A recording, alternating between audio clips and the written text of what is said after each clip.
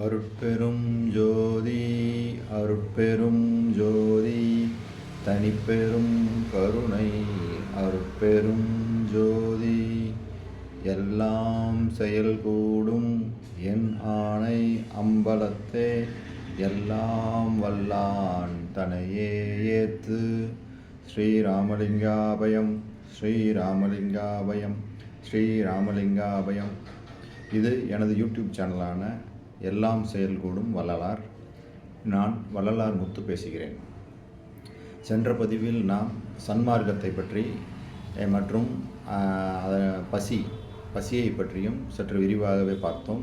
பசியினால் ஏற்படும் கொடுமைகள், பசி வந்தபோது எந்தவித நிலையில் இருக்கும் மனிதரும் மிகவும் சிரமத்திற்கு உள்ளாகி அவதிப்படுகிறார்கள் என்பதையும் அது ஒரு உபகார கருவி என்றும் வள்ளலார் கூறுகிறார். அதை நாம் சற்று விரிவாகவே பார்த்தோம்.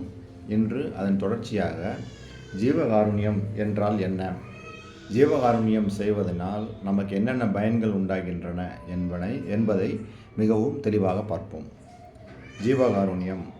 பசி என்கின்ற நெருப்பானது ஏழைகள் தேகத்தினுள் பற்றி எரிகின்ற போது ஆகாரத்தால் அவிக்கின்றதுதான் ஜீவகாருண்யம். பசி என்ற விஷக்காற்றானது ஏழைகள் அறிவாகிய விளக்கை அவிக்கின்ற தருணத்தில் ஆகாரம் கொடுத்து அவியாமல் ஏற்றுகின்றதே ஜீவகாருண்யம். கடவுள் இயற்கை விளக்கத்திற்கு இடமாகிய ஜீவதேகங்கள் என்கிற ஆலயங்கள் பசியினால் பாழாகும் தருணத்தில் ஆகாரம் கொடுத்து ஆலயங்களை விளக்கம் செய்விப்பதே ஜீவகாருண்யம். பசி என்கின்ற புலியானது ஏழை உயிர்களை பாய்ந்து கொல்லத் தொடங்கும் தருணத்தில் அப்புலியை கொன்று உயிரை ரட்சிப்பதே ஜீவகாருண்யம் ஆகும். பசி என்கின்ற விஷம் தலைக்கு ஏறி ஜீவர் மயங்கும் தருணத்தில் ஆகாரத்தால் அவ்விஷத்தை இறக்கி மயக்கம் தெளிவிப்பதே ஜீவகாருண்யம். பசி என்கின்ற கொடுமையாகிய தேள் வயிற்றில் புகுந்து கொட்டுகின்ற போது கடுப்பேறி கலங்குகின்ற ஏழைகளுக்கு ஆகாரத்தால் அக்கடுப்பை மாற்றி கலக்கத்தை தீர்ப்பதே ஜீவகாருண்யம். நேற்று ராப்பகல் முழுவதும் நம்மை அரைப்பங்கு கொன்று நின்ற பசி என்கின்ற பாவி இன்றும் வருமே, இதற்கு என்ன செய்வோம் என்று ஏக்கம் கொள்கின்ற ஏழை ஜீவர்களது ஏக்கத்தை நீக்குவதே ஜீவகாருண்யம். வெயிலேறி போகின்றதே, இனி பசி என்கின்ற வேதனை வந்து சம்பவிக்குமே, இந்த விதிவசத்திற்கு என்ன செய்வது என்று தேனில் விழுந்த ஈயை போல திகைக்கின்ற ஏழை ஜீவர்களுடைய திகைப்பை நீக்குவது ஜீவகாருண்யம். நடந்து நடந்து காலும் சோர்ந்தது, கேட்டு கேட்டு வாயும் சோர்ந்து, நினைந்து நினைந்து மனமும் சோர்ந்தது, இனி இப்பாவி வயிற்றுக்கு என்ன செய்வோம் என்று கண்ணீர் வடிக்கின்ற ஏழைகளுக்கு ஆகாரம் கொடுத்து கண்ணீரை மாற்றுவதே ஜீவகாருண்யம். நாம் முற்பிறவியில் பசித்தவர்கள் பசி குறிப்பறிந்து பசியை நீக்கியிருந்தால் இப்பிறவியில் நமது பசி குறிப்பறிந்து பசியை நீக்குவதற்கு பிறிதொருவர் நேர்வார். அப்போது அப்படி நாம் செய்ததில்லை, இப்போது நமக்கு இப்படி செய்வாரும் இல்லை என்று விவகரித்து கொண்டு தூக்கம் பிடியாமல் துக்கப்படுகின்ற ஏழை ஜீவர்களுக்கு ஆகாரம் கொடுத்து துக்கத்தை நீக்கி தூக்கம் பிடிக்க வைப்பதே ஜீவகாருண்யமாகும். இப்படி அவர் ஜீவகாருண்யம்ன்றதை பார்த்தீங்கன்னா இன்னும் நிறைய சொல்லிட்டே போகிறார். நிறையா ஒரு 19 பாயிண்டில் நான் ஒரு முக்கியமானதாக சொன்னேன். இன்னும் நிறையா சொல்கிறார். அப்போ பாருங்கள், இன்னும் கூட சொல்கிறார் பாருங்களேன். ஜீவகாருண்யம் என்கின்ற மோட்ச வீட்டு திறவுகோலை காலம் உள்ள போதே சம்பாதித்து கொண்ட சமுசாரிகள் சரியே கிரியே யோகம் ஞானம் என்கின்ற சாதன சகாயங்களை வேண்டாமல் எக்காலத்தும் அடையாத இன்ப வீட்டை அடைந்து அவ்வீட்டு கதவை திறந்து கொண்டு உள்ளே புகுந்து நித்திய முத்தர்களாய் வாழ்வார்கள். பாருங்கள், நீங்கள் எந்த மார்க்கத்துக்குள்ளேயுமே போவேனா, சரியே கிரியே யோகம் ஞானம் எதுவுமே தேவையில்லை, ஜீவகாருண்யம் பண்ணாலே போதுன்ற மாதிரி இங்கே சொல்கிறார். இது பண்ணிங்கனாலே உங்களுக்கு நீங்கள் ஜீவன் முக்தர்கள் ஆயிடலாம் அப்படின்னு சொல்கிறாரு. புண்ணிய பூமிகளை வளம் செய்தல், புண்ணிய தீர்த்தங்களில் ஆடல், புண்ணிய தலங்களில் வசித்தல், புண்ணிய மூர்த்திகளை தரிசித்தல், தோத்திரம் செய்தல், ஜபம் செய்தல், விரதம் செய்தல், யாகம் செய்தல், பூஜை செய்தல் முதலிய சரியே கிரியைகளை செய்கின்ற விரதிகளும் பக்தர்களும் இருடிகளும் உணவை நீக்கி உறக்கத்தை விட்டு விடயச் சார்புகளை துறந்து இந்திரியங்களை அடக்கி மனோலயம் செய்து யோகத்தில் இருக்கின்ற யோகிகளும் அளவிறந்த சித்தியின்பயங்களை பெற்ற சித்தர்களும் நித்தியங்களை அறிந்து எல்லா பற்றுகளையும் துறந்து பிரம்மா அனுபவத்தை பெற்ற ஞானிகளும் ஜீவகாருண்யம் என்ற திறவுகோலை சம்பாதித்து கொள்ளாதவர்களானால் மோட்சம் என்கின்ற மேல் வீட்டிற்கு முன்னும் பின்னுமாக ஏறி சமீபத்தில் காத்திருந்து மீளவும் அத்திறவுகோலை சம்பாதிக்க திரும்புவார்கள் அல்லாது கதவை திறந்து உள்ளே புகுந்து இன்பத்தை அடைந்து வாழ மாட்டார்கள் என்று உண்மையாக அறிய வேண்டும். என்ன சொல்கிறாரு பாருங்கள்.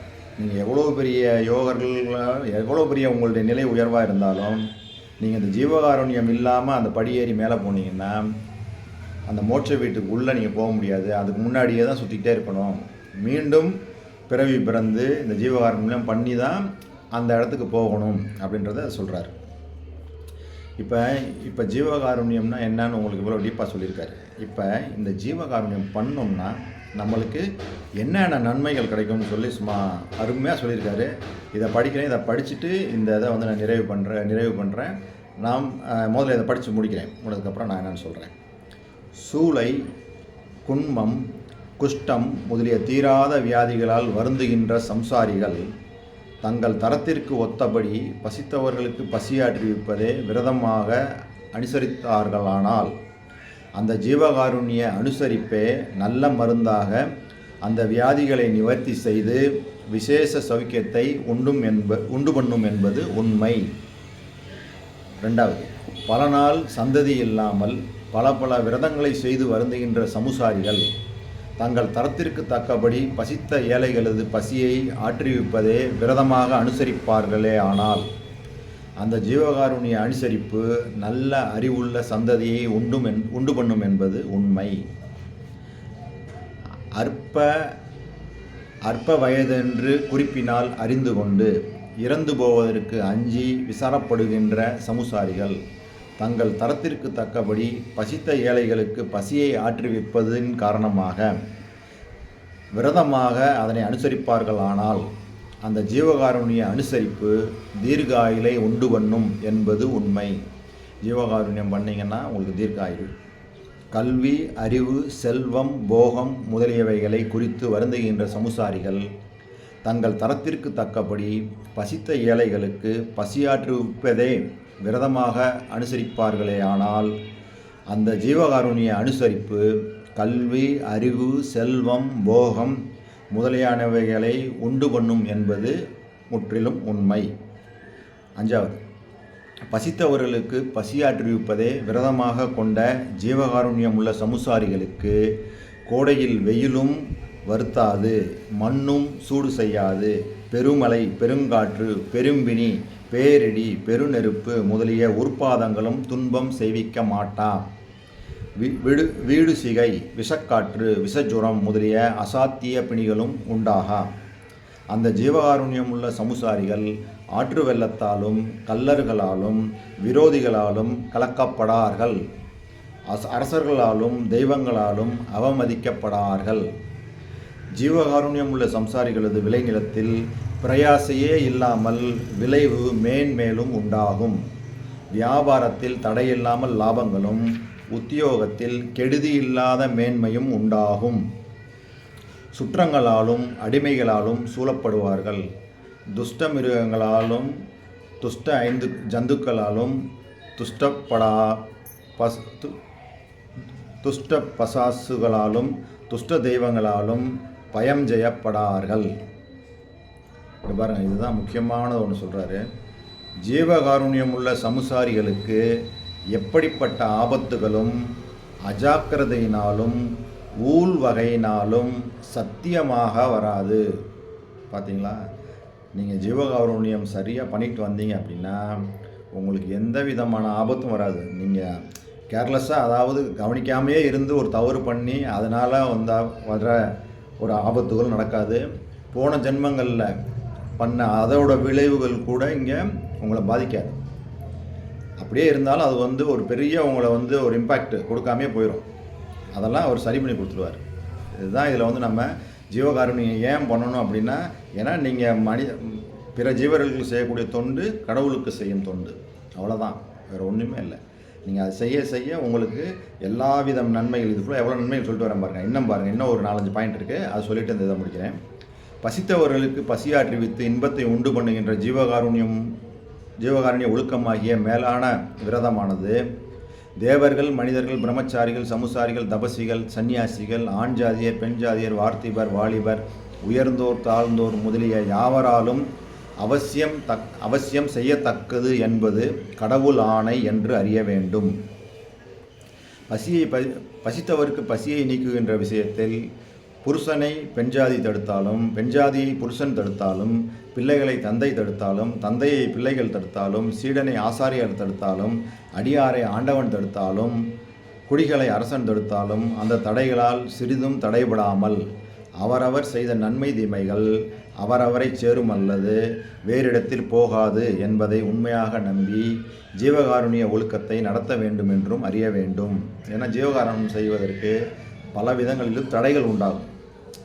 இது ஏன் நீங்கள் செய்கிறீங்க, இது செய்கிறதுனால உங்களுக்கு என்ன கிடைக்க போகுது, அப்படி இப்படின்லாம் அவங்கள பலவிதமான தடைகள் வரும். நம்ம அதெல்லாம் பொருட்படுத்தாமல் நம்மளால் இயன்ற ஜீவகாருண்யம் நம்ம செஞ்சுக்கிட்டு வரணும். இதுதான் நம்மளை மேலே கொண்டு போகும். அதில் நம்ம கொஞ்சம் கவனமாக இருக்கணும். உள்ளபடி பசியால் வருந்துகின்ற ஜீவர்களுக்கு ஆகாரம் கொடுக்க நினைத்த போது நினைத்த புண்ணியரது மனம் வேறு பற்றுகளை விட்டு சுத்த கரணமாகி நினைத்தபடியால் அந்த புண்ணியர்களை யோகிகள் என்றே உண்மையாக அறிய வேண்டும். ஆகாரம் கொடுக்க நினைத்தபடி உபசரித்து கொடுக்கும்போது அவர் உண்ணுவது தாம் உண்ணுவதாக அறிந்து கழிக்கின்றபடியால் ஞானிகள் என்றே உண்மையாக அறிய வேண்டும். ஸோ யோகி, ஞானி எல்லாம் நீங்கள் ஜீவகாருண்யம் பண்ணிங்கனாலே வந்துடும். நீங்கள் யோகி தான், நீங்கள் ஞானி தான். ஆகாரம் கொடுக்க உண்டு பசி தீர்ந்தவர்களுக்கு அத்தருணத்தில் ஆன்மாவின் உள்ளும் புறத்தும் கீழும் மேலும் நடுவும் பக்கமும் நிறைந்து கரண முதலிய தத்துவங்கள் எல்லாம் குளிர்வித்து தேகம் முழுவதும் சில்லென்று தலைய முகத்தினிடமாக பூரித்து விளங்குகின்ற கடவுள் விளக்கத்தையும் திருப்தி இன்பமாகிய கடவுள் இன்பத்தையும் பிரதியட்சத்தில் தரிசித்து அனுபவிக்கின்றார்களாதலால் அந்த புண்ணியர்கள் கடவுளை கண்டவர்கள் என்றும் கடவுள் இன்பத்தை அனுபவிக்கின்ற முக்தர் என்றும் அறிய வேண்டும். பசி நீங்க உண்டு சந்தோஷித்தவர்கள் இந்த புண்ணியர்களை தெய்வமாக பாவிக்கின்றார்கள் ஆதலால் இவர்களே தெய்வமும் என்று உண்மையாக அறிய வேண்டும். ஜீவகாருண்ய ஒழுக்கம் உடையவர்களாகி ஜீவர்களை பசி என்கின்ற ஆபத்தினின்றும் நீங்கச் செய்கின்ற உத்தமர்கள் எந்த ஜாதியினராயினும், எந்த சமயத்தினராயினும், எந்த செய்கையுடையவர்களாயினும், தேவர், முனிவர், சித்தர், யோகர் முதலிய யாவராலும் வணங்கத்தக்க சிறப்புடையவர்கள் ஆவார்கள் என்று சர்வ சக்தியையுடைய கடவுள் சாட்சியாக சத்தியம் செய்யப்படும் என்று அறிய வேண்டும். இவ்வளோ விஷயத்தையும் சொல்லி இந்த முதல் பாகத்தை அவர் நிறைவு செய்கிறார்.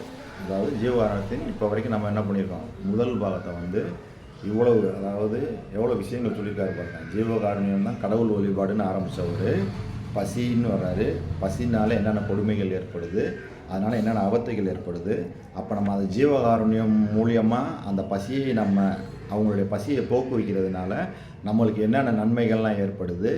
அதை பண்ணும்போது நம்ம என்ன சொல்கிறாரு, நம்ம யோகி ஆகிறோம், ஞானி ஆகிறோம், கடவுள் ஆகிறோம், எல்லாமே சொல்லிட்டாரு. அப்போ நம்ம இந்த ஜீவகாருண்யத்தை நம்ம முறைப்படி செய்தோமானால் இதே நம்மளை மேல்நிலை கொண்டு போயிடும். அவரே சொல்கிறாரு, இந்த ஜீவகாருண்யம் இல்லாமல் செய்யக்கூடிய மற்ற எல்லா செயல்களும் மாயாஜால வித்தைகள்ன்றார். அதனால் நம்ம இந்த ஜீவகாருண்யத்தை முறையாக கடைபிடிப்போம். உங்களுடைய பொன்னான நேரத்தை ஒதுக்கி இந்த வீடியோவை பார்த்த உங்களுக்கு கோடான கோடி நன்றிகள். அடுத்த வீடியோவில் ஜீவகாருண்ய ஒழுக்கத்தில் 2வது பிரிவு, அதில் ஆன்ம இன்ப வாழ்வு, மறுமை இன்பம், பேரின்பம், இதை பற்றிலாம் நிறையா சொல்கிறாரு. அது என்னன்றதை நம்ம அடுத்த வீடியோவில் பார்ப்போம். நன்றி, அருட்பெரும் ஜோதி அருட்பெரும் ஜோதி தனிப்பெரும் கருணை அருட்பெரும் ஜோதி.